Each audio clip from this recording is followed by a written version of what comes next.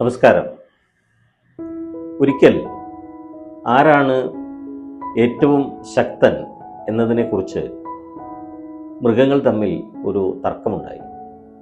സിംഹം ഗർജിച്ചു, എന്നിട്ട് പറഞ്ഞു, എൻ്റെ പല്ലുകളും നഖങ്ങളും എന്നെ രാജാവാക്കും.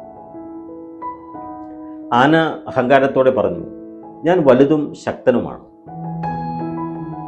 പക്ഷി പറന്നു, എനിക്ക് ആകാശത്തിലൂടെ പറക്കാൻ കഴിയും. പാമ്പ് പറഞ്ഞു, എൻ്റെ വിഷം എനിക്ക് ശക്തി നൽകുന്നു.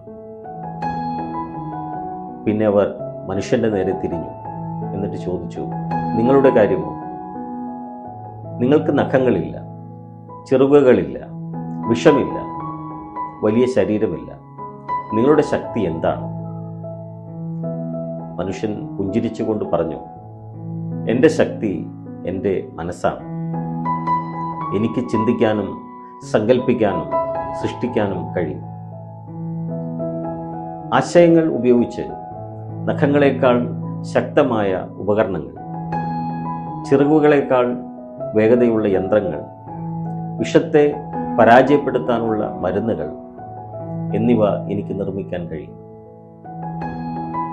ഒരുമിച്ച് മനുഷ്യർക്ക് ലോകത്തെ തന്നെ രൂപപ്പെടുത്താൻ കഴിയും. മൃഗങ്ങൾ നിശബ്ദരായി. കാരണം മനുഷ്യ മനസ്സിൻ്റെ ശക്തി അവർ കേട്ടു.